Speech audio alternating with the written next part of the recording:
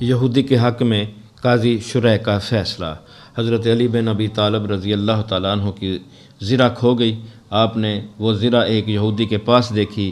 آپ نے یہودی سے فرمایا، ان دنوں آپ خلافت کے عہدے پر فائز تھے، اے یہودی، یہ زرہ جو تمہارے پاس ہے میری ہے، فلاں روز مجھ سے کھو گئی تھی۔ یہودی کہنے لگا، میرے قبضے میں موجود زرہ کے بارے میں آپ کیسی بات کر رہے ہیں؟ اگر آپ میری زرہ پر اپنا دعویٰ کرتے ہیں تو اب یہی ایک چارہ ہے کہ میرے اور آپ کے درمیان مسلمانوں کا قاضی فیصلہ کرے۔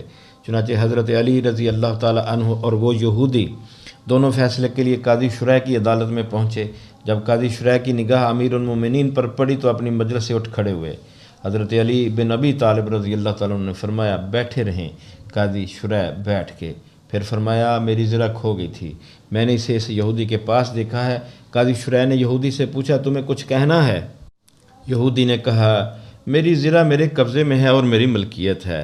قاضی شریح نے زرہ دیکھی اور یوں گویا ہوئے، اللہ کی قسم اے امیر المومنین، آپ کا دعویٰ بالکل سچ ہے، یہ آپ ہی کی زرہ ہے، لیکن قانون کے مطابق آپ کے لیے گواہ پیش کرنا واجب ہے۔ علی رضی اللہ تعالیٰ عنہ نے بطور گواہ اپنے غلام قمبر کو پیش کیا، اس نے آپ کے حق میں گواہی دی۔ پھر آپ نے حسن اور حسین رضی اللہ تعالیٰ عنہما کو عدالت میں پیش کیا، ان دونوں نے بھی آپ کے حق میں گواہی دی۔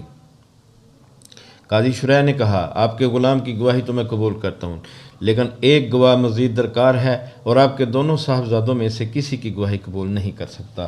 پھر علی رضی اللہ تعالیٰ عنہ نے کہا، قسم اللہ کی، میں نے عمر بن خطاب رضی اللہ تعالیٰ عنہ کو رسول اکرم صلی اللہ علیہ وسلم کی یہ حدیث بیان کرتے ہوئے سنا ہے، ان الحسن والحسین سیدہ شباب اہل الجنہ، حسن اور حسین نوجوانان اہل جنت کے سردار ہیں۔ قاضی شریح نے کہا، اللہ کی قسم یہ بالکل حق ہے۔ علی رضی اللہ تعالیٰ عنہ نے فرمایا، پھر آپ نوجوانان اہل جنت کے سرداروں کی گواہی کیوں قبول نہیں کریں گے؟ قاضی شریح نے کہا، یہ دونوں آپ کے صاحبزادے ہیں، باپ کے حق میں بیٹی کی گواہی مقبول نہیں۔ یہ کہہ کر قاضی شریح نے حضرت علی رضی اللہ تعالیٰ عنہ کے خلاف یہودی کے حق میں فیصلہ سنا دیا اور زرہ یہودی کے حوالے کر دی۔ یہودی نے تعجب سے کہا، مسلمانوں کا امیر مجھے اپنے قاضی کی عدالت میں لایا اور قاضی نے اس کے خلاف میرے حق میں فیصلہ صادر فرمایا اور امیر المومنین نے اس کا فیصلہ بلا چون و چرا قبول کر لیا۔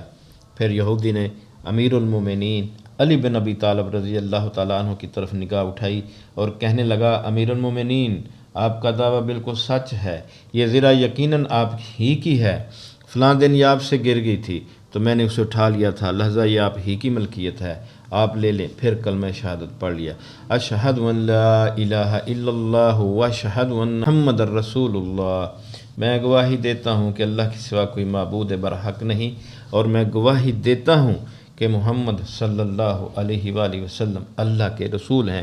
حضرت علی رضی اللہ تعالیٰ نے فرمایا، میری یہ زرہ بھی اور یہ گھوڑا بھی تمہارا ہے۔ اللہ اکبر۔